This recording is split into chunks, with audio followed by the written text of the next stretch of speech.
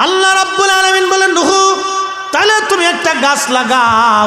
খোদারি পয়গম্বর একটা গাছ লাগাইলো। একটা গাছ লাগানোর সময় ধনীরা এসে কয় নূহ করো কি? বলে গাছ লাগাইতেছি। বলে কারণ কি?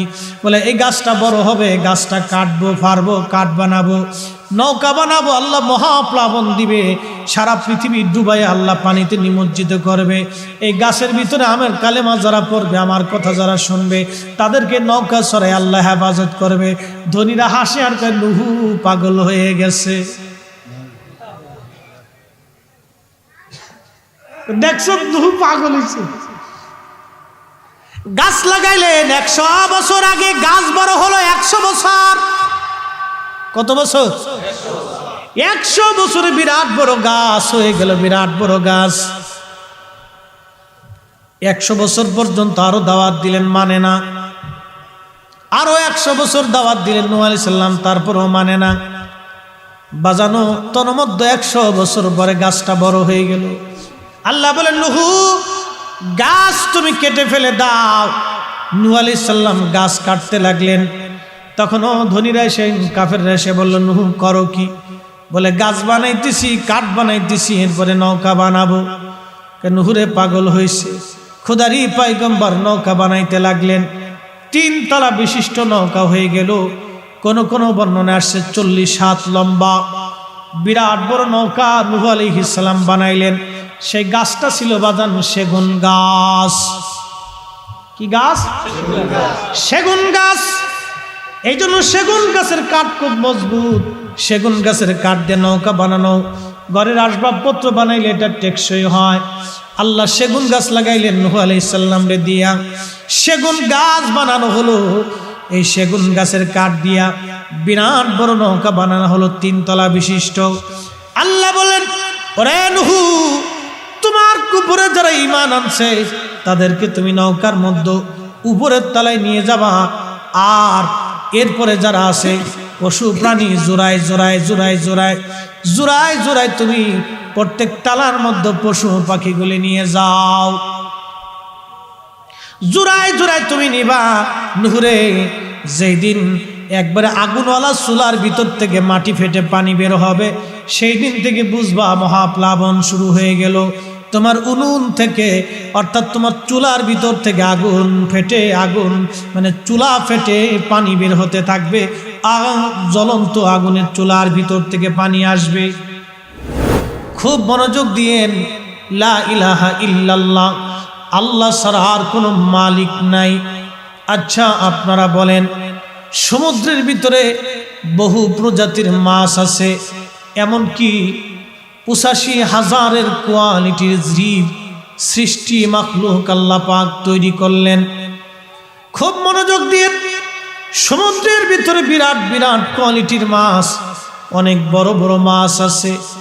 যেগুলি মাছ আপনি যদি দেখেন, নীল তিমি, একটা তিমি প্রত্যেক দিন টন টন খাদ্য খাবার খেয়ে থাকে।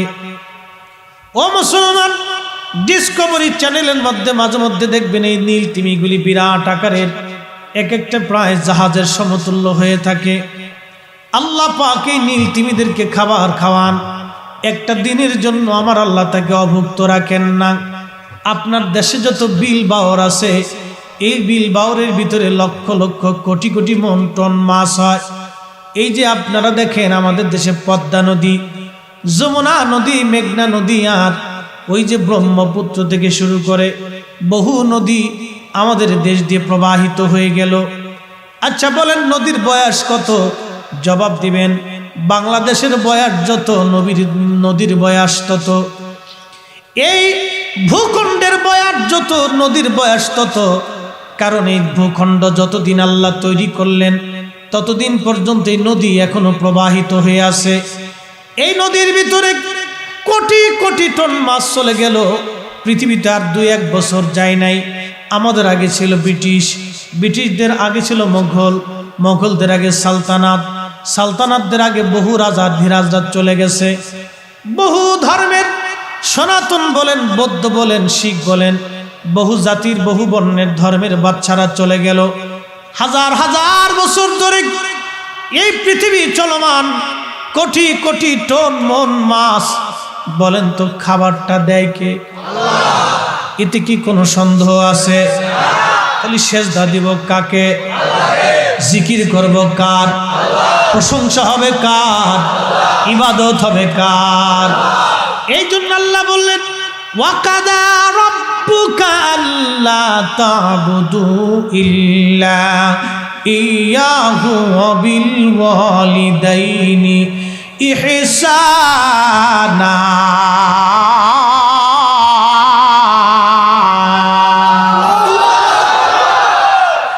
আল্লাহ ডেকে বললেন এ বান্দা তুমি শোনো, আমি আল্লাহ ছাড়া আর কারো ইবাদত করবে না, আমি আল্লাহ ছাড়া কারোর সামনে মাথা নত করবে না, আমি আল্লাহ ছাড়া কাউকে সেজদা দেবে না, আমি আল্লাহর মতো কাউকে খোদা মনে করবে না, আমি আল্লাহর সমকক্ষ কাউকে মনে করবে না, আমি আল্লাহ ব্যতীত কাউকে দেনেওয়ালা মনে করবে না, আমি আল্লাহ ব্যতীত কাউকে রিজিক দেনেওয়ালা মনে করবে না, আমি আল্লাহ আল্লাহ আল্লাহ আল্লাহ আল্লাহর জায়গায় আছি। আল্লাহু আলা কুল্লি শাইইন কাদির।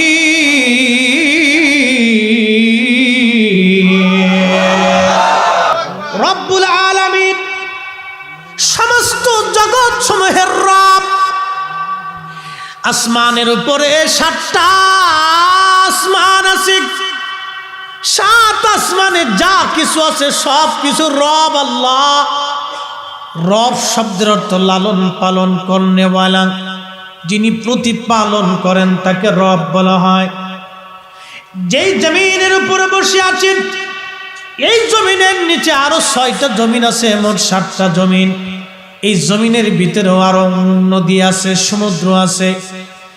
আপনি যেই জমিনের উপরে, এই পৃথিবীর নিচে আরো পৃথিবী আছে, এই পৃথিবীর মধ্যে সূর্য আছে, এই পৃথিবীতেও নদী আছে, মাছ আছে, আল্লাহ সৃষ্টি আছে। এই সব সৃষ্টির মালিক আমার আল্লাহ, রব আমার আল্লাহ। রব শব্দের অর্থ হলো লালন পালন করনেওয়ালা। আল্লাহ দুনিয়াতে আল্লাহর পরে আরেকজনকে রব বানাইছেন। আমার সাথে সকলে পড়েন বিসমিল্লাহির রহমানির রহিম। রব্বির হামহুমা কামা রব্বায়ানি সগীরা।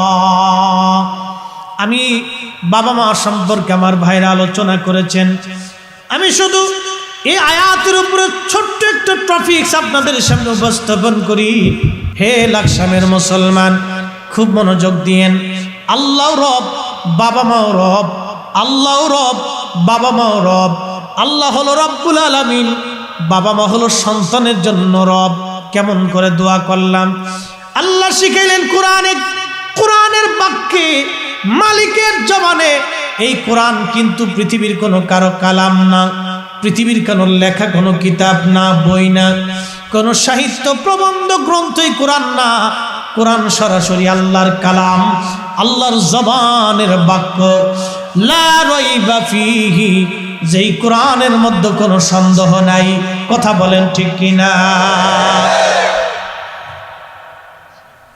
এই কালামের মধ্যে কোনো সন্দেহ নাই। রব্বে কারীম ডেকে বলে হে বান্দা তুমি দোয়া করা। কি করো? কিভাবে? রব্বির হামহুমা কামা রব্বায়ানি সগীরা। এখন আমার দেশে যারা দোয়া মানে না, ও দোয়া করলো কোন সময়? প্রশ্ন। আমার দেশে যে ভাই দোয়া মানে না, বেদাতের তবকা দিয়ে চলে গেল যে নাই, দোয়া নাই। আল্লাহ শিখিয়ে দিলেন বান্দা দোয়া করো তুমি।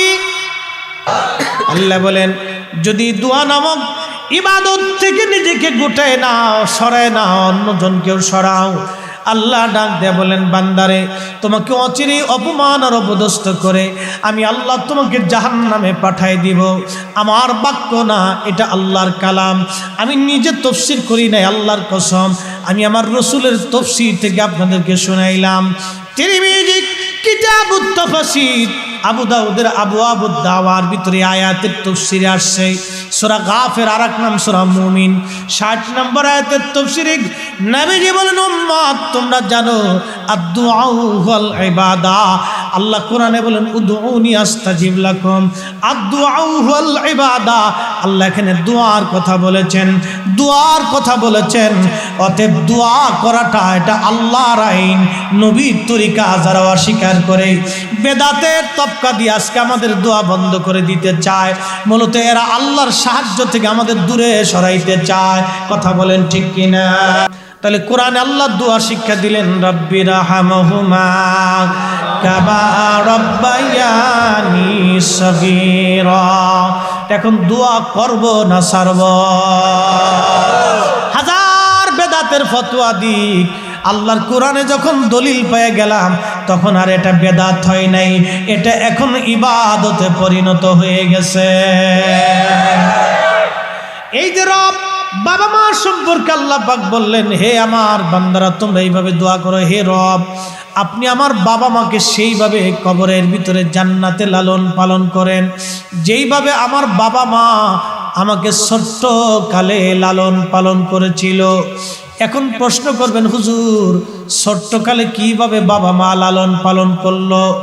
ছোট্টকালে বাবা মা সেইভাবে লালন পালন করেছে, আপনি যখন একেবারে দোলনা কোলের মধ্যে, আপনার বয়স 15 দিন 7 দিন 1 মাস, ছোট্ট বয়স, আপনার কচি, আপনার হাত কচি, আপনার জবান কচি, আপনার শরীরের চামড়া কচি, মা আপনাকে পোশাক পরিষ্কার করিয়েছে, পায়খানা পরিষ্কার করিয়েছে, শরীরের মধ্যে ওমা গরম পানি দিয়ে মা আপনাকে গোসল করে একবারে আপনাকে সাফ বানাইয়া শরীরের মধ্যে তেল মালিশ করে মা আপনাকে হাসি খুশিতে ভরে দিয়েছে। আমা আপনাকে দুগ্ধ পান করে কোলের মধ্যে দুলিয়ে দুলিয়ে দুলিয়ে দুলিয়ে দুলিয়ে দুলিয়ে ঘুম পাড়িয়েছে। মা আপনাকে কোলের মধ্যে নিয়ে ঘুম পাড়িয়েছে। আপনি খুব কষ্ট পেয়েছেন, ব্যথা পেয়েছেন, কেঁদে ফেলেছেন, মা সঙ্গে সঙ্গে মায়ের ঘুম ভেঙে গেছে। একবার দুইবার মার ঘুম ভাঙে নাই। ও যুবক আপনাকে বলি, রাত্রের ভিতরে যদি আপনার 10 বার ঘুম ভেঙে যায় তাহলে সারাদিন আপনার কাছে বড় কষ্ট মনে হবে। দেখবেন ক্লান্ত মনে হয়, অসুবিধা ফিল হয়, মাথা চিনচিন ঝিনঝিন করে। 10 বার যদি আপনার ঘুম ভাঙে আপনার কষ্ট হবে, আপনার অসুবিধা হবে, আপনার ব্রেনে এফেক্ট পড়বে। কিন্তু আপনি জানেন না আপনার মা সারা রাত্র 50 বারও আপনার ঘুম ভেঙেছে আপনার কারণে। কথা বলেন ঠিক না বেঠে? হ্যাঁ মুসলমান, এই পিতা মাতা ছোট্টকালে লালন পালন করলো আপনাকে, যেইভাবে একবারে তেল মালিশ করে ঘুম পাড়িয়ে বুকের মধ্যে নিয়ে পরম আদর যত্নে আপনি অসুস্থ হয়ে গেলেন, সারা রাত্র মার ঘুম হয় নাই, সারা রাত্র মার ঘুম হয় নাই, সারা রাত জেগে জেগে মা আপনাকে পাহারা দিয়েছে। ছেলের বয়স 8 থেকে 10, তখনও ঘরের মধ্যে কারেন্ট নাই, চলে গেছে। খুকা ঘেমে যাচ্ছে, মার ঘুম ভেঙে গেল। মা এসে খুকারে পাখা দিয়ে বাতাস করে যায়। পৃথিবীর সমস্ত মানুষ যখন ঘুমায় মা ঘুমায় না, খুকার শরীরে মা পাখার বাতাস করে। যুবক রে, সেই দিনের বাতাসের কথা তুমি আজ ভুলে গেলা। আজকে মা বৃদ্ধ হয়ে গেল, সেই মার দিকে তুমি ঝাড়ি দিয়ে কথা বলো, গালি দিয়ে কথা বলো, বকা দিয়ে কথা বলো, গরম গরম কথা বলো। প্রিয় বন্ধু, না না না, সেইভাবে কথা বলা যাবে না। আল্লাহ বলেন, ওয়ালা তানহারুহুমা ওয়াকুল লাহুমা কাওলান কারীমা। তুমি সুন্দর সুন্দর বাক্য বলবে, দারুণ দারুণ কথা বলবে, নরম নরম শব্দ উচ্চারণ করবে। হে আমার বান্দা, ইম্মা ইয়াবলুগান্না ইনদাকাল কিবারা আহাদুহুমা আও কিলাহুমা ফালা তাকুল লাহুমা উফ। তুমি এমনভাবে কথা বলবে, তোমার বাবা মা যখন বুড়া হয়ে যায়, বৃদ্ধ হয়ে যায়, তুমি এমন নরম ভাষায় তার সাথে কথা বলো যেন তোমার আচরণে তোমার পিতামাতা উহু শব্দটা পর্যন্ত করে না বসে। যদি তোমার আচরণে উহু শব্দটা করে বসে, তুমি মক্কার ইমাম হতে পারো, মদিনার ইমাম হতে পারো। আমি ফরিদি 50 বছর যদি মক্কায় নামাজ পড়াই, 1 রাকাতে 1 লক্ষ রাকাতের সওয়াব হবে। মক্কার ইমাম 4টিখানি কথা না, মদিনার ইমাম 4টিখানি কথা না। সৌভাগ্যবানরাই মক্কা মদিনার ইমাম হতে পারে। এই মক্কা মদিনার ইমাম যদি আল্লাহ আমারে বানায়, আর আমি যদি আমার মায়ের সাথে বেঈমানি করি, নাফরমানি করি, বাবার সাথে যদি নাফরমানি করি, খোদার কসম করে বলি 50,000 বছর কাবা ঘরের ইমামতি করলে আল্লাহর জান্নাত নসিব হবে না। কথা বলেন ঠিক কিনা? বেশি রাত্র করে কষ্ট আপনাদেরকে দেব না, একবারে বেশি রাত করে আপনাদের ধৈর্যচ্যুতিও করব না। কিছু কথা আমাদের বুঝে যাওয়া দরকার। বলছিলাম সেই রব্বুল আলামিন আমার আল্লাহ রব, লালন পালন করনেওয়ালা। কেমনে আমার আল্লাহ লালন পালন করেন একটা বাস্তব ঘটনা থেকে আপনাদেরকে শোনাই। আল্লামা কাজী নাসিরউদ্দিন বাইজাবি রাহমাতুল্লাহি আলাইহি তিনি বলেন, আমি সূরা ফাতিহার তাফসীর করতেছিলাম, লিখতেছিলাম তাফসীর, তো লিখতে যাইয়া আলহামদুলিল্লাহি রাব্বিল আলামিনের তাফসীর আসছে। এই তাফসীর আসার পরে তখন দুপুর হয়ে গেল। চিন্তা করলাম গোসল করে এরপরে নামাজ পড়ে বাকি তাফসীরে হাত দেব। আমি গোসল করে তাফসীর লেখার জন্য আমি নদীর ঘাটে গেলাম। নদীর ঘাটে যখন আমি গেলাম, যাওয়ার পরে দেখি বিরাট বড় একটা বিচ্ছু দৌড়াইয়া দৌড়াইয়া নদীর দিকে আসে। চিন্তা করলাম ব্যাপার কি, বিচ্ছুটা কেন দৌড়ায় দৌড়ায় নদীর পাশে আসে? ওই দৃশ্যখানা দেখার জন্যে আমি নদীর পাশে দাঁড়ায় গেলাম। নদীর পাশে যখন দাঁড়ায় গেলাম, দেখি বিচ্ছুটা দৌড়ায় নদীর কিনারে আসে। আর একটা ব্যাঙ নদীর ভিতর থেকে উঠে নদীর কিনারায় পিঠ লাগায়া বসে গেল। ওই বিচ্ছুটা দৌড়াইয়া ব্যাঙের পিঠের উপরে চলল, আর ব্যাঙ বিচ্ছুটাকে পিঠে করে নিয়ে নদীর মধ্যে সাঁতার দিল। জোরে বলা যাবে সুবহানাল্লাহ। পৃথিবীতে কোনোদিন এইরকম দৃশ্য আপনি দেখেন নাই যে ব্যাঙ বিচ্ছুকে পিঠে করে নদী পার হয়। আল্লামা কাজী নাসিরউদ্দিন বাইজাবি রাহমাতুল্লাহ চিন্তা করলেন ব্যাপার কি, এই দৃশ্যখানা কেন নদীর পিঠে নদীর বুকে ব্যাঙের পিঠে বিচ্ছু চড়ে, বিচ্ছুটাকে কেন বা নদী পার করানো হচ্ছে? নিশ্চয় কোনো ঘটনা আছে। উনি ঘটনাটা দেখার জন্যে তিনিও নদীর মধ্যে আস্তে আস্তে ব্যাঙের পিছু পিছু রওনা দিলেন। ব্যাঙের পিছে পিছে রওনা দেওয়ার পরে কাজী নাসিরউদ্দিন বাইজাবি বলেন, ব্যাঙ নদীর ওই পারে যাইয়া বিচ্ছুটাকে নদীর ওই পারে নামাই দিল। ব্যাঙটা আবার নদীর মধ্যে চলে আসলো, বিচ্ছুটা আবার দৌড়াইতে লাগলো। আমি আশ্চর্য হয়ে গেলাম, কারণ কি বিচ্ছুটাকে ব্যাঙ কেন নদী পার করায় দিবে? আমি আশ্চর্য হয়ে রওনা করলাম বিচ্ছুর পিছন পিছন। বহু দূরে লক্ষ্য করলাম একটা বিরাট বড় গাছ। এই গাছের নিচে গাছের দিকে বিচ্ছুটা দৌড়াচ্ছে। আমি পিছু পিছু নিলাম। গাছের কাছে যাওয়ার পরে দেখি গাছের বাকল শিকড়, এই গাছের ছায়ার নিচে একজন আল্লাহর বান্দা ঘুমিয়ে আছে। ওই গাছের গোড়ার থেকে একটা কালো গোখরা বিষাক্ত সাপ উঠে আল্লাহর বান্দার মাথা বরাবর ফানা তুলেছে কামড় দেওয়ার জন্যে। বলেন তো হেফাজতকারীকে আল্লাহ, বাঁচাইকে আল্লাহ। কুলিল্লাহুম্মা মালিকাল মুলকি তুতিল মুলকা মান তাশা।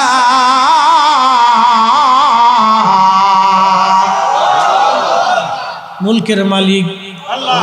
সন্দেহ আছে? অনেকে গাছের সামনে সেজদায় পড়ে। ধরেন কোন ধর্মের মানুষ যদি গাছের সামনে সেজদায় পড়ে যায়, কোন ব্যক্তি যদি মনে করে এই গাছই ভগবান, অথবা এই গাছই আমার স্রষ্টা, এই গাছই আমার মালিক, এই গাছ আমারে দেয়। কেউ যদি মনে করেন প্রতিমার সামনে পড়ে গেল, কেউ ধরেন আপনি পাথরের সামনে পড়ে গেল, কেউ সূর্যের সামনে পড়ে গেল। ওই ইরানের কিছু মানুষ আগে আগুনের পূজা করত, এরা আগুনের সামনে পড়ে গেল, ভাবলো আগুন বুঝি আমাকে দেয়, গাছ বুঝি আমাকে দেয়, এ প্রতিমা বুঝি আমাকে দেয়, এই সূর্য বুঝি আমাকে দেয়। না না, কখনোই না। খুব মনোযোগ দিয়ে কথাগুলি শুনবেন। এখানে আমরা যতজন মানুষ আছি, প্রত্যেকটা মানুষের শরীরের ভিতর দিয়ে রক্ত পাস হচ্ছে। আপনার হাড়ের ভিতর দিয়ে প্রত্যেক মিনিটে লক্ষ লক্ষ বার রক্ত পাস হয়, একবার আর দুইবার না। আপনার হাড়টা সূচের আগা যেমন চিকন, ওই রকম আপনার হাড়ের ভিতরে ছিদ্র আছে। এই ছিদ্রের ভিতর দিয়ে প্রত্যেক মিনিটে হাজার হাজার লক্ষ লক্ষ বার রক্ত পাস হচ্ছে। ইংরেজিতে বলেন নজেল, অর্থাৎ ইঞ্জিনের তেল পাস হওয়ার জন্য যে যন্ত্রটাকে নজেল বলা হয়, আপনার হাড়ের ভিতর দিয়ে রক্তগুলি পাস হয়। আচ্ছা বলেন, প্রত্যেকটা মানুষের হাড়ের ভিতর দিয়ে সমান তালে রক্ত পাস হচ্ছে, কারো একটা সেকেন্ডের জন্য বন্ধ করে দেন নাই। যদি বন্ধ করে দেয় তাহলে হার্ট স্ট্রোক হবে, হার্ট ফেল করবে, লোকটা মারা যাবে। হসপিটালে নিয়ে সারা যাবে না, নিয়ে গেলেও ডাক্তার বলবে রিং পরায় দিতে হবে।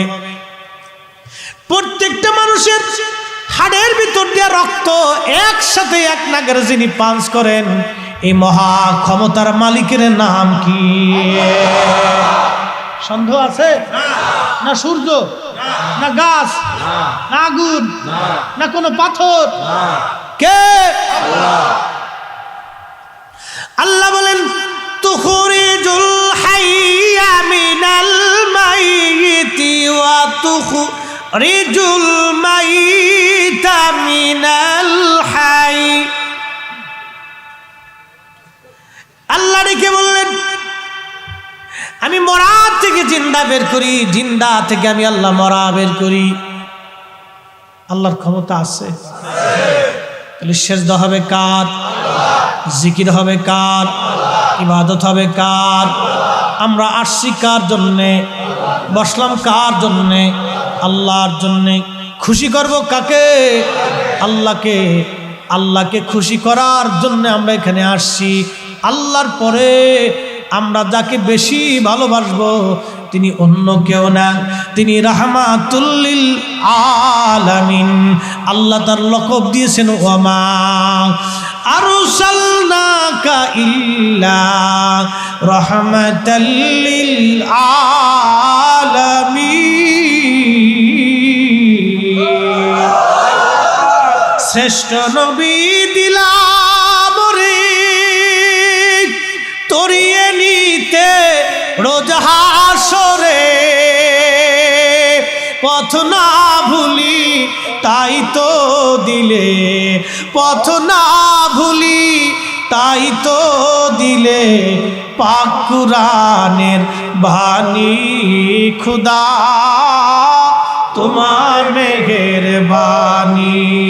সুন্দর ফুল, সুন্দর ফল, মিঠা নদীর পানি, খুদা তোমার মেহেরবানি।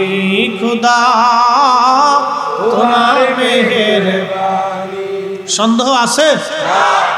বাজান, প্রিয় বন্ধু, খুব মনোযোগ দিয়া শুনিয়া যান। এই যে রব আমার আল্লাহ, এই যে রব আমার আল্লাহ, ওই গাছের নিচে বিরাট বড় সাপ। আল্লাহর বন্ধুর মাথা বরাবর ফনা তুলেছে। একজন আবিদ ও জাহিদ ওইখানে শুয়েছিলেন, আল্লাহর ওলি। ফনা তুলেছে, কামড় দেবে। আল্লাহ যে কত বড় রব, লালন পালন করনেওয়ালা, তার বাস্তবতার নিরিখে দেখে যান। ওই বিচ্ছুটা সাপের ল্যাজ বেয়ে দৌড়ায় উঠে, বিচ্ছুটা সাপের মাথার উপরে গেল, বিচ্ছু সাপের কামড় দিল, বিচ্ছুর কামড়ে সাপ মারা গেল। সুবহানাল্লাহ। হায়াত দেনেওয়ালা আল্লাহ, মৃত্যু দেনেওয়ালা আল্লাহ। আল্লাহ বললেন কুল ইন্নাল মাউতাল্লাযী তাফিরুনা মিনহু ফাইন্নাহু মুলাকীকুম।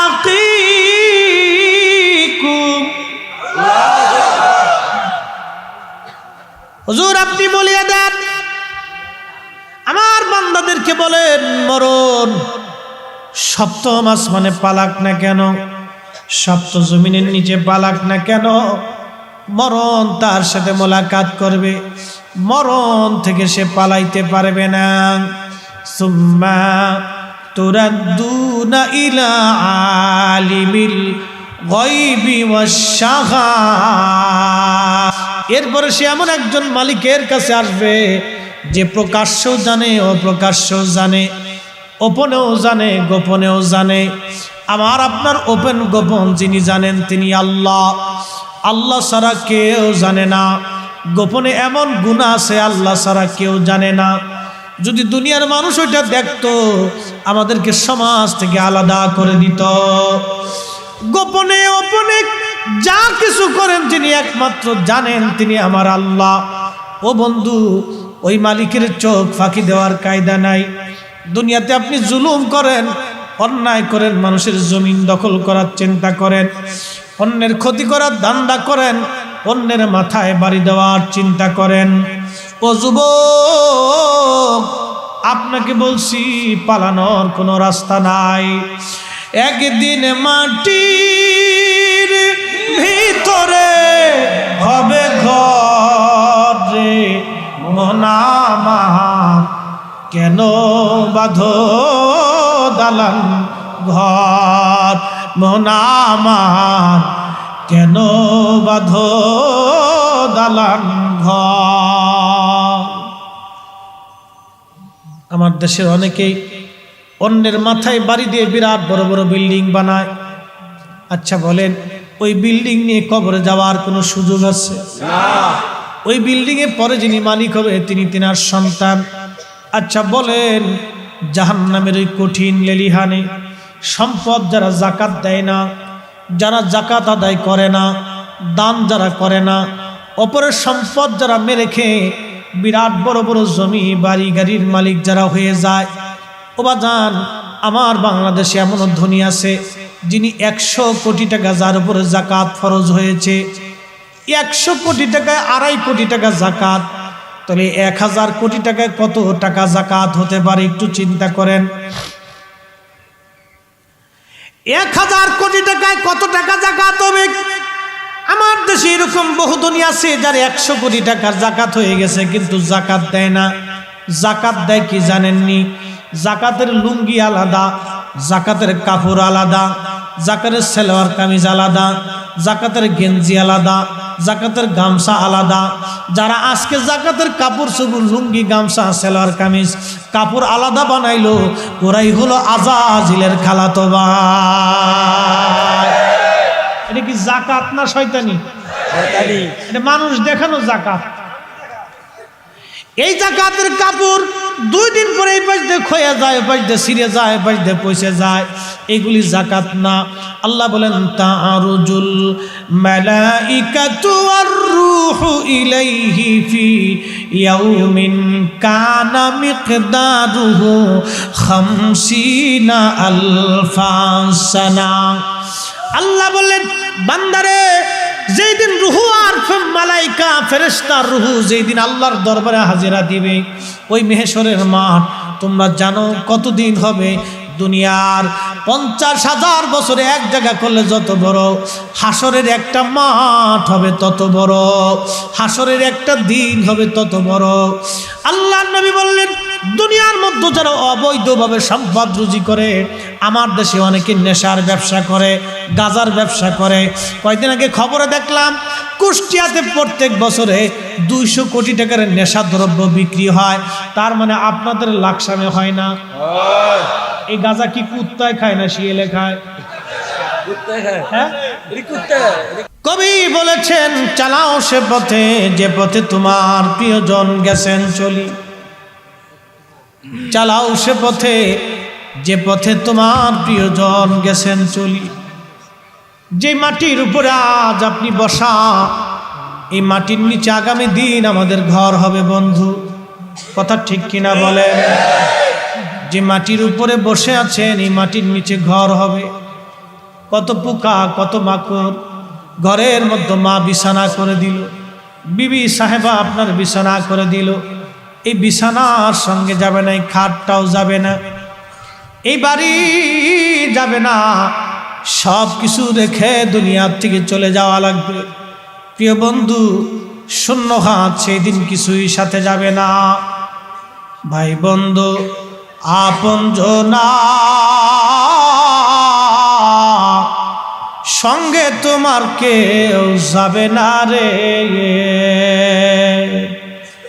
ও তোর খালি হাতে একা পথে যাইতে হবে মন বেরি, দেখ না মন ঝাঁক মারিয়ে দুনিয়াদারি। বন্ধু আমার, বহু যুবক কবরে চলে গেল, বহু মানুষ কবরে চলে গেল, বহু লোক কবরে চলে গেছে, আর ফিরে আসে নাই। লাকসামের মুসলমান, এই এলাকার ভিতরে বহু মানুষ মাটির নিচে চলে গেছে, আর কোনোদিন তারা ফিরে আসে নাই। আজকে এখানে আমরা শত শত মানুষ বসে আছি, এখানে আমরা ওয়াজ শুনতেছি। এই মানুষ আমরা যেখানে এখানে বসা, সবাই একদিন মাটির নিচে চলে যাব, কেউ মাটির উপরে থাকবো না, এটি চিরসত্য।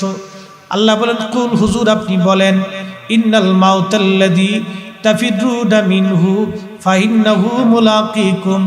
মালাকুল মউত তার সাথে মোলাকাত করবে, দেখা করবে, সে যেখানেই যাক না কেন, যেখানেই পালাক না কেন, মরণ থেকে পালানোর আর কোনো রাস্তা নাই। আজকে থেকে নিয়ত করে যাব, আল্লাহ জীবনে কোনোদিন হারাম নামকে নেশা ভক্ষণ করব না। আল্লাহ বন্ধুদেরকে হারাম থেকে সরিয়ে নিয়ে আসবো। আহা, নবীজি বলেছেন, উম্মত রে, তোমার রক্তের সাথে যদি হারামের রক্ত মিশে যায়, তাহলে এই দেহ কখনো জান্নাতে যাবে না, এই দেহ কখনো জান্নাতে যাবে না। আবু বকর সিদ্দিক রাদিয়াল্লাহু আনহুর গোলাম একদিন খাবার নিয়ে আসছে। আবু বকর সিদ্দিক প্রত্যেকদিন জিজ্ঞেস করেন, গোলাম কোথা থেকে খাবার আনো? ও ফরমায়, হুজুর এখান থেকে আনছি। হালাল হইলে আবু বকর সিদ্দিক খাইতেন, সন্দেহ লাগলে খাইতেন না। একদিন ক্ষুধার তাড়নায় তিনি খাবার খেয়ে ফেললেন। গোলামকে জিজ্ঞেস করলেন, গোলাম রে, তুমি কি খাবার কোথার থেকে আনছো? বলল, হুজুর অমুক গণকের কাছ থেকে এনেছি। গণকের খাবার আর বিষ্ঠার মধ্যে কোনো তফাৎ নাই। বলবেন, ফরিদি হুজুর, বিষ্ঠা কি? কুত্তায় খাবার খাওয়ার পরে বমি করে যেটা ফেলাই দেয়, এটার নাম হলো বিষ্ঠা। গণকের খাবার আর বিষ্ঠাটা এরকম মারাত্মক, যারা হাত দেখে আপনার ভাগ্য গণনা করে দেয়।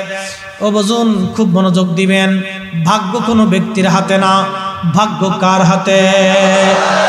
মানব সৃষ্টি করার 50,000 বছর আগে আপনি কি খাবেন আল্লাহ পাক বাজেট করলো। আপনার বাড়ির কুকুর কি খাবে তাও বাজেট হয়ে গেল। আল্লাহ পাক কলম সৃষ্টি করার পরে বলেন, কলম উক্তুব, কলম তুমি লেখো। কলম বলো, ইয়া রব আমি কি লিখবো? আল্লাহ বলেন, মাকাদিরাল খালক, তুমি সৃষ্টির তকদির লিখতে থাকো। কলম সৃষ্টির তকদির লেখলো। একটা গাছে কি পরিমাণে আম দিবে, এটাও কলম লেখলো। একটা গাভী কি পরিমাণে দুধ দিবে, এটাও কলম লেখলো। আপনি এইখানে মাহফিলে বসবেন, এটাও কলম লেখলো। কি আসবে না, এটাও লেখা হয়ে গেল। কে মাহফিলে বসবে, সেটাও লেখা হয়ে গেল। ও যুবক, খুব মনোযোগ দিয়ে শুনিয়া যান, আপনি কি পরিমাণে রুজি করবেন, কলম সেটা লিখে ফেললো। এই জন্য তকদিরে বিশ্বাসী মানুষ যারা আছে, তারা হাই হুতাশ করে না। তকদিরে বিশ্বাসী মানুষ যারা, তারা চিন্তিত হয় না। তকদিরে বিশ্বাসী মানুষ পেরেশান যুক্ত হয় না, পেরেশান মুক্ত থাকে। এই জন্য আগের যুগের ওলি আবেদ জাহেদ যারা ছিলেন, দুনিয়া বিরাগী হয়ে তারা আল্লাহর পিছনে দৌড়াইছেন। ও মুসলমান, খুব মনোযোগ দিয়ে কথাগুলি শুনে যাবেন। ও মা বোনেরা, আপনাদেরকে বলিয়া দিয়ে যায়, সুন্দর কাপড় চোপড় পরে স্বামীর ঘরে আসছেন। আপনার ঘরের মধ্যে একটা শাশুড়ি মা আছে, একজন বৃদ্ধ বাবা আছে, শ্বশুর। মনে কষ্ট দিয়েন না রে বোন, এই লোকটার মনে কষ্ট দিক। আপনি একদিন কবরে চলে যাবেন, কি জবাব আল্লাহর দরবারে দিবেন রে বোন? কি উপায় আপনার হবে একটু চিন্তা করেন। এই বৃদ্ধ মানুষটার মনে কষ্ট দিয়েন না। এই বৃদ্ধ মানুষটাকে মায়ের নজরে দেখেন, বাবার নজরে দেখেন। আপনি তাদের সেবা শুশ্রূষা করেন, মনে করবেন এটাই আপনার মা, এটাই আপনার বাবা। ও বোন, আপনি আসছেন সেই সুন্দর পোশাক পরে, একদিন আপনি সেই পোশাক সেই পোশাক আপনার আর থাকবে না। আপনি সেই দিন সাদা মার্কিন পোশাক পরে আপনাকে কবরে বিদায় জানাবে। যেই সৌন্দর্যের জন্য সোনা দানা গহনা দামি দামি আসবাবপত্র আপনি বানাইছেন রে বোন, এই সোনা দানা আপনার সঙ্গে আর কিছুই যাবে না। সেই দিন আপনার এই সোনা দানাগুলি খুলে রাখা হবে, একেবারে একা অবস্থায় আপনাকে ফেলে কবর দেশে রেখে চলে আসবে। কে হবে আপনার সঙ্গী? যিনি ওই দিন আপনাকে দেখতে আসবেন তিনি আপনার নবী রাহমাতুল লিল আলামিন। এ মুসলমান, খুবই মনোযোগ দিয়ে শুনিয়া যান। কবরে আপনি চলে গেলেন, আহা আপনার বন্ধু কেঁদে কেঁদে বিদায় জানাবে। ওই বন্ধুটা কেঁদে কেঁদে বিদায় জানাইয়া এরপরে আপনার কাছে আসবে। কবর থেকে চলে এসে ওই বন্ধু চা খাবে, ওই বন্ধু পান খাবে, ওই বন্ধু গল্প গুজাবে হাসি তামাশায়। একদিন, 2 দিন, 3 মাস পরে এই বন্ধুটা আপনারই হয়ে যাবে। কি বলে আপনাকে ভুলে যাবে।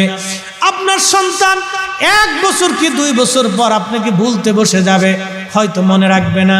কাজের চাপে কবরের পাশে দাঁড়ানোর সময় আর পাবে না।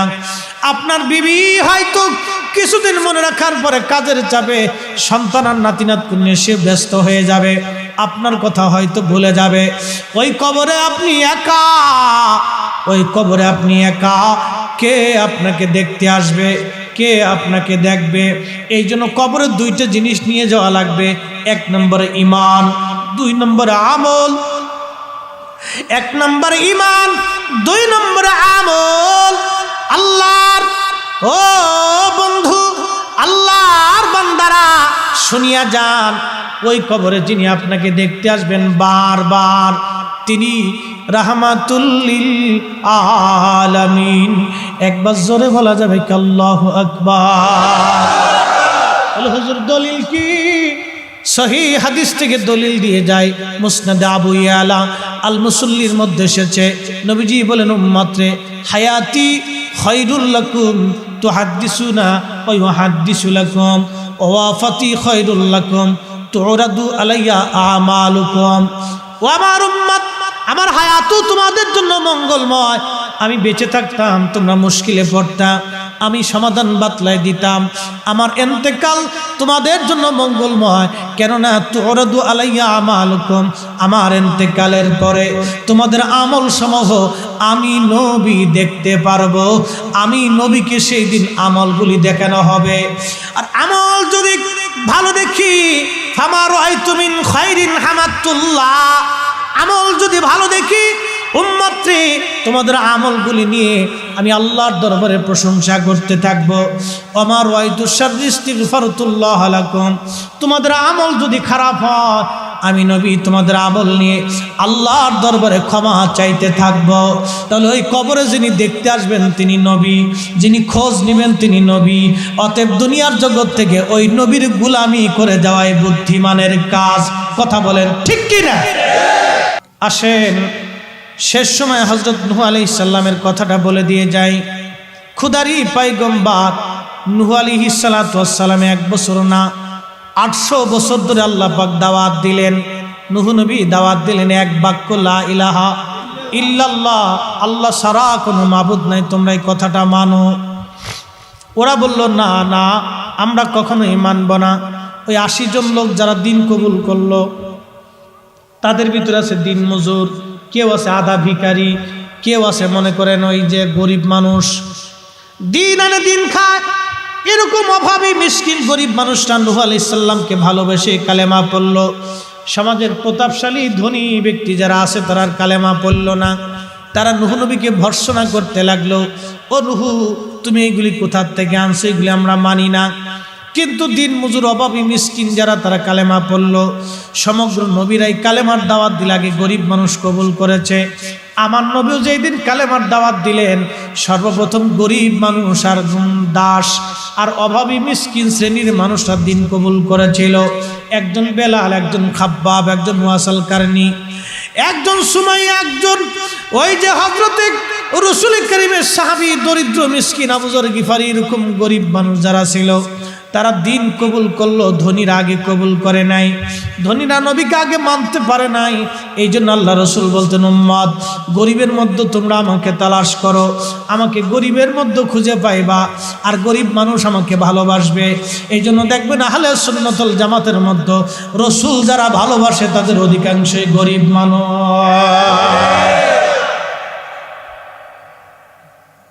অশিক্ষিত রিক্সাওয়ালা, দিন মজুর, শ্রমিক এরা বেশি ভালোবাসে।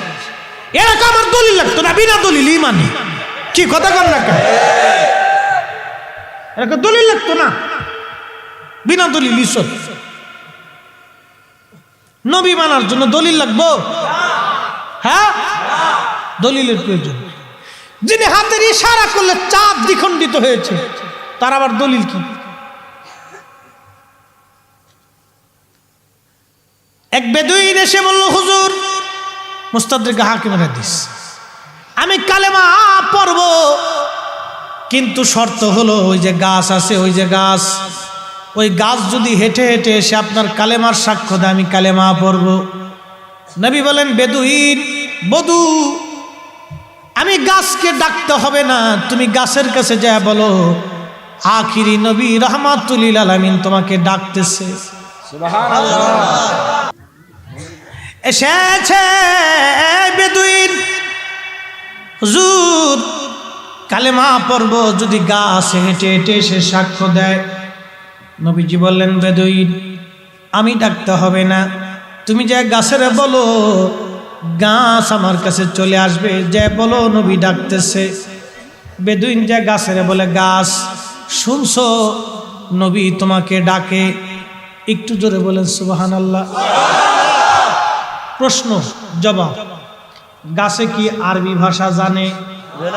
বাংলা ভাষা, উর্দু, ফার্সি, ইংরেজি?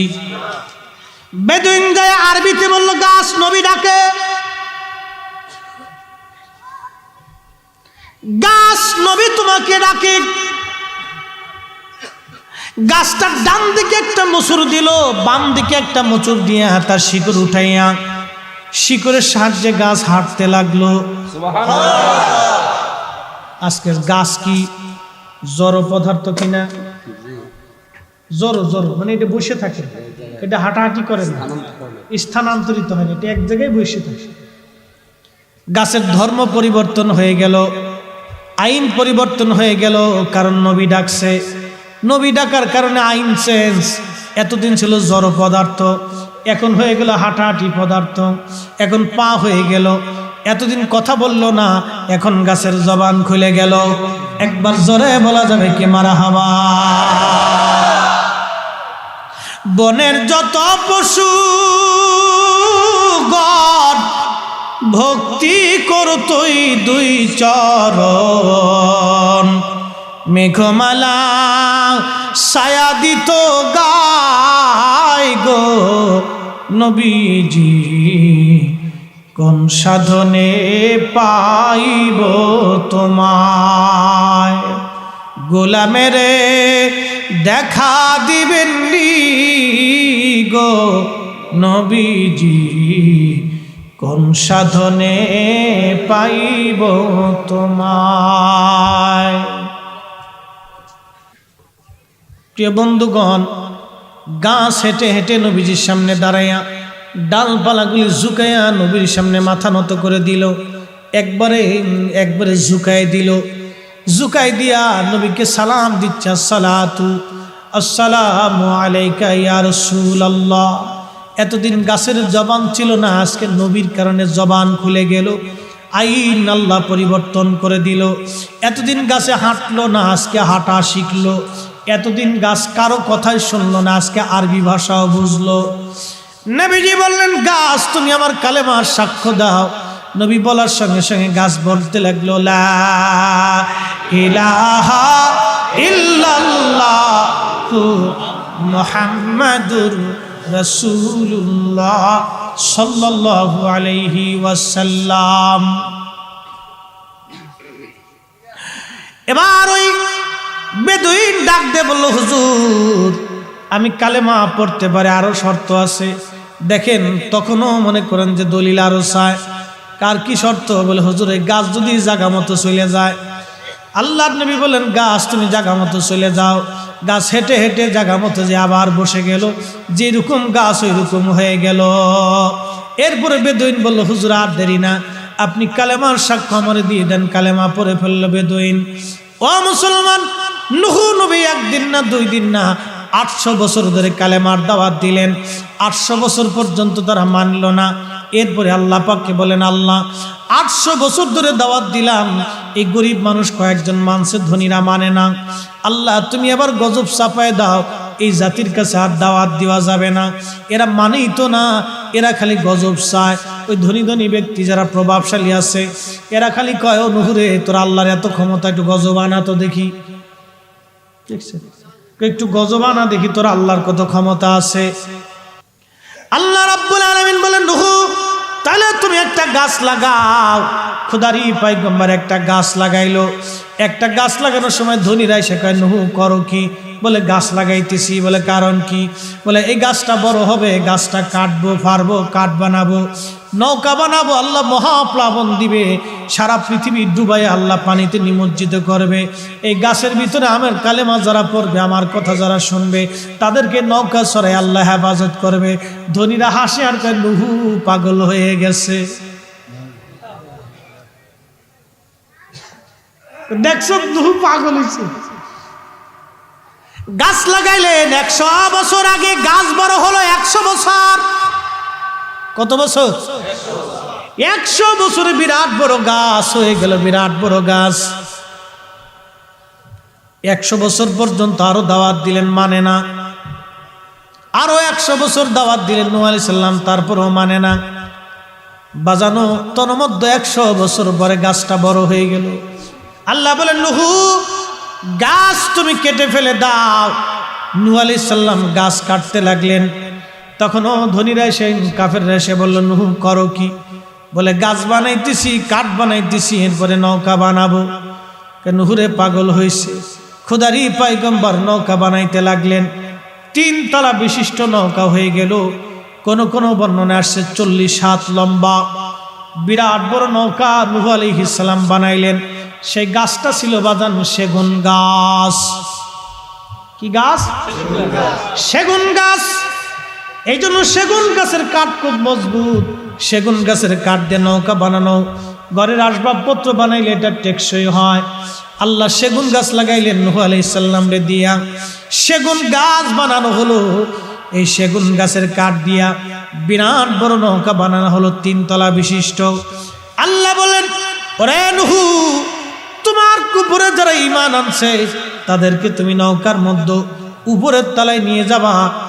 আর এরপরে যারা আছে পশু প্রাণী জোড়ায় জোড়ায় জোড়ায় জোড়ায় জোড়ায় জোড়ায় তুমি প্রত্যেক তালার মধ্যে পশু পাখিগুলি নিয়ে যাও। জোড়ায় জোড়ায় তুমি নিবা। নুহুরে যেই দিন একবারে আগুনওয়ালা চুলার ভিতর থেকে মাটি ফেটে পানি বের হবে, সেই দিন থেকে বুঝবা মহাপ্লাবন শুরু হয়ে গেল। তোমার উনুন থেকে, অর্থাৎ তোমার চুলার ভিতর থেকে আগুন ফেটে, আগুন মানে চুলা ফেটে পানি বের হতে থাকবে। জ্বলন্ত আগুনের চুলার ভিতর থেকে পানি আসবে। আল্লাহর পয়গম্বর নূহ নবী প্রত্যেকটা প্রাণী থেকে 2 জোড়া করে নিলেন। প্রত্যেকটা প্রাণী থেকে 2 জোড়া করে নিলেন। মনোযোগ দিয়েন। নূহ আলাইহিস সালাম তার সন্তানদেরকে ডাকলেন, হাম, সাম, ইয়াফিস এবং কেনান। হাম, সাম, ইয়াফিস এবং কেনান। কেনান কালেমা পড়ে নাই। নূহ নবী বলেন, কেনান তুমি আসো। কেনান বলল, না আব্বা জান, আমি যাব না। নূহ নবী বলেন, কেনান রে পানিতে নিমজ্জিত হবে।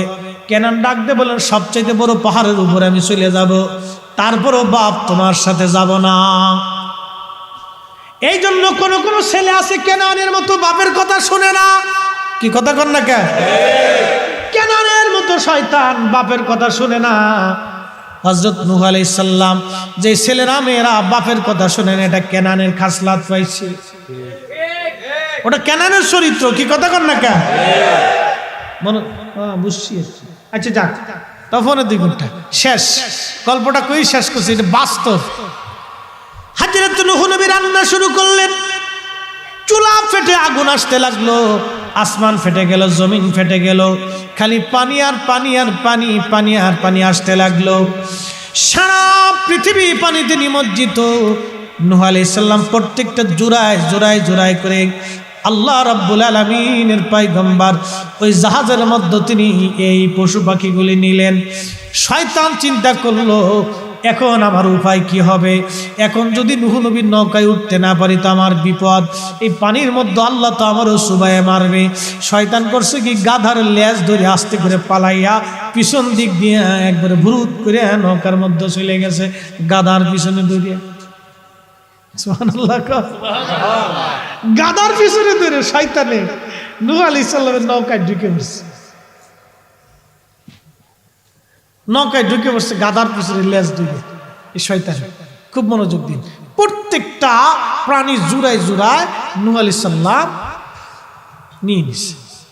কারণ জাহাজের ভিতরে ওই ইঁদুর দেখছে, ইঁদুর ঢুকার পরে ইঁদুরে করছে কি সমস্ত খাবার টাবার এই ফুটে টুটে করে একবারে কামড়ায় সামনে অস্থির করে ফেলে। কারণ উম্মতেরা আইসে কা, হুজুর এই কোন জাতি নিয়েছেন ইঁদুর, এগুলো সব খাবার টাবার সব শেষ করে দিতেছে, জাহাজের তক্তা পর্যন্ত ফুটে করে লাইছে। নূহ আলাইহিস সালামকে আল্লাহ এখন কি উপায় হবে? আল্লাহকে দ্বারা ব্যবস্থা করতেছি। তখন যে সিংহ ছিল, সিংহ বনের রাজা সিংহ, এই সিংহরে আল্লাহ বললেন তুই একটা হাসি দে। নূহ আলাইহিস সালাম বললেন নূহ তোমার লাঠি দিয়ে সিংহের নাক বরাবর একটা বাড়ি দাও। তো সিংহের নাক বরাবর একটা বাড়ি দেওয়ার পরে সিংহ জোর করে একটা হাসি দিছে। হাসি দেওয়ার সাথে হাসির ভিতর দিয়ে নাকের ভিতর দিয়ে একটা বিড়াল বেরোচ্ছে। সুবহানাল্লাহ কইলেন না? এটা কিন্তু কোনো কিসসার বই না, ইমাম ইবনে কাসির আল বেদায়াত থেকে আর বিশুদ্ধ ঘটনা থেকে বলতেছে। বিলাই এই জন্য বিড়াল খুব আমাদের আপন, খুব দোস্ত। নবীজি বিড়ালটা খুব আদর করতেন। এই বিলাই বেরোইয়া সমস্ত ইঁদুরে একবারে সাইজ করে দিচ্ছে। মারহাবা কর। এই বিড়াল বেরোইয়া ইঁদুরের সাইজ করে দিছে। ওই দিন থেকে ইঁদুরের সাথে বিড়ালের সাথে দুশ্মনী শুরু হয়েছে, আর কোনোদিন বন্ধুত্ব হয়নি।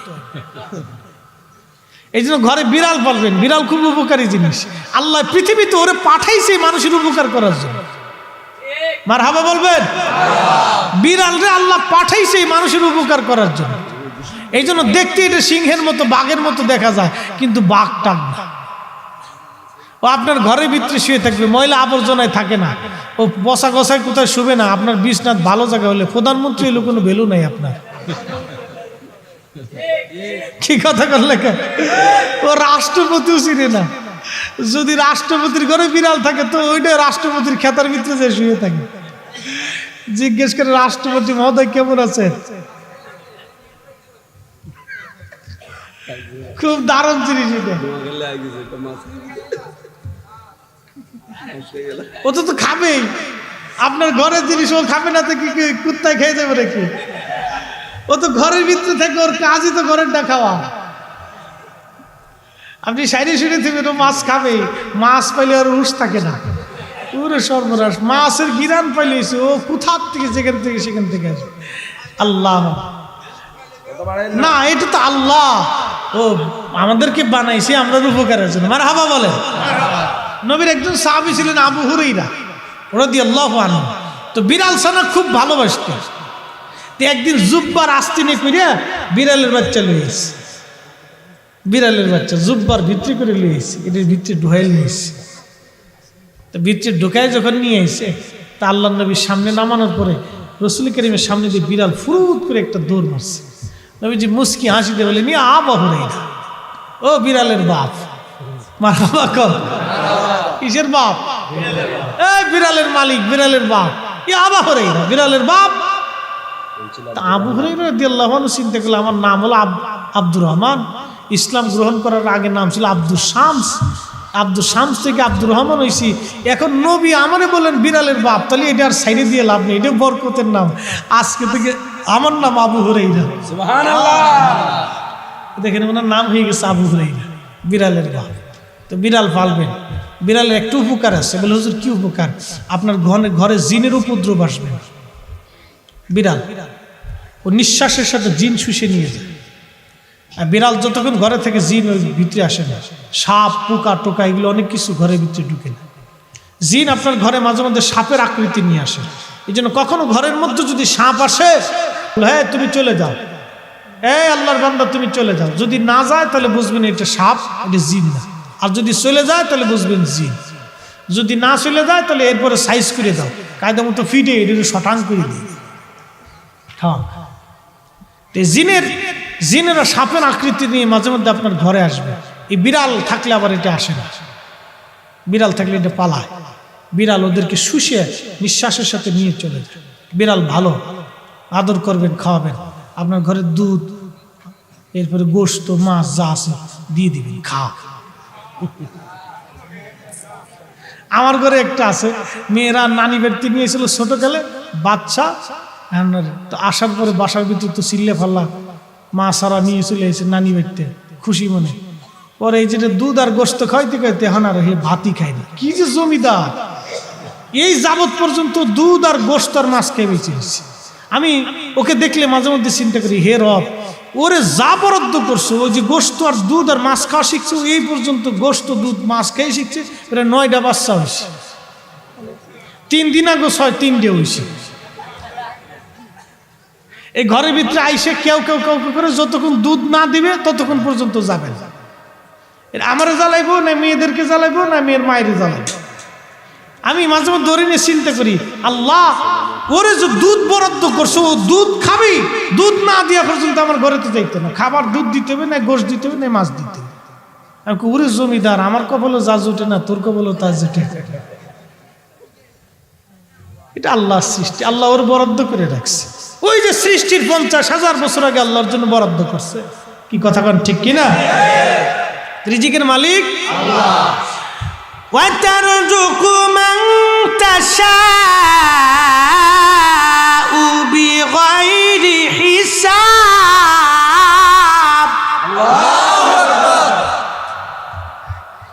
আমি যাকে খুশি তাকে অগণিত রিজিক ওয়ালা বানাই, আমি তার জন্য রিজিক বরাদ্দ করি। বাপ মানুষকে খাওয়াবেন, শেষ কথা বলে দিয়ে যায়, ওরে বাচ্চা কাছে চালা যা যন্ত্রণা রে।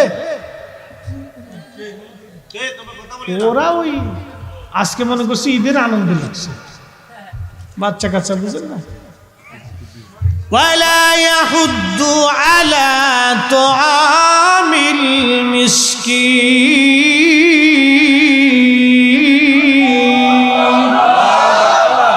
মানুষ খাওয়াবেন, কারে খাওয়াবেন? মানুষ মাখলুক, আপনার সুযোগ পেলে আপনি খাওয়াবেন, আপনার সময় হলে ওদেরকে খাবার দিবেন।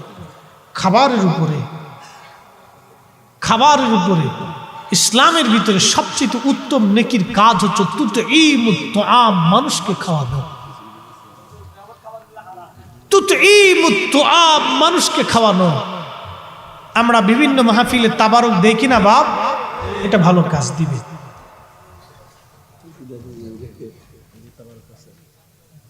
হ্যাঁ, এই ভালো কাজ। এই মাহফিলে সব শ্রেণীর মানুষ আছে, ধনী দরিদ্র গরিব মিসকিন সবাই আসে, খাওয়াবেন। আপনার ঘর থেকে কোনো মানুষকে মাহরুম করে দিবেন না, কিছু না কিছু খাওয়াবেন। যারা মানুষ খাওয়া তাদের ঘরের দরজা যদি আল্লাহ রিজিক পাঠায় দেয়, কখনো অভাব পাঠায় না। একসাথে বলা যাবে সুবহানাল্লাহ। কখনো কোনোদিনও কোনো মেহমানকে খালি মুখে বিদায় করবেন না, কিছু না কিছু খাওয়ায় তারপর বিদায় করবেন। কিছু না থাকলে এক গ্লাস পানি দিয়ে হলেও বিদায় করবেন, খাওয়াবেন তাকে। মোহতারাম উপস্থিতি, আল্লাহ বলছেন, হাবিব যারা আখিরাতকে অস্বীকার করে, তারা মানুষকে খাওয়াইতে উদ্বুদ্ধ করে না, নিজেরাও খাওয়ায় না, মিসকিনকে খাওয়ায় না, অন্যজনকে খাবার দিতে চায় না। আল্লাহ পাক আপনাকে আমাকে এই মানুষকে ভালো খাওয়ানোর এবং সৃষ্টিকে খাওয়ানোর মতো তৌফিক যেন আল্লাহ দিয়ে দেয়। সকলে বলে না আমিন। আপনার ঘরের দরওয়াজা, খাবারের উঠোন, রান্নার ঘরটা যেন আল্লাহর বান্দাদের জন্য উন্মুক্ত থাকে। আল্লাহ সকলকে তৌফিক দিক। প্রত্যেক খাবারের সময় রাসূল করিম মেহমান নিতেন। ইব্রাহিম আলাইহিস সালাম প্রত্যেক খাবারের সময় নিজে মেহমান ছাড়া খাবার খাইতেন না। কোনো সাহাবীর জীবনীতে আসছে প্রত্যেক দিন মেহমান নিয়ে বসে তারপরে খাবার খাইতেন।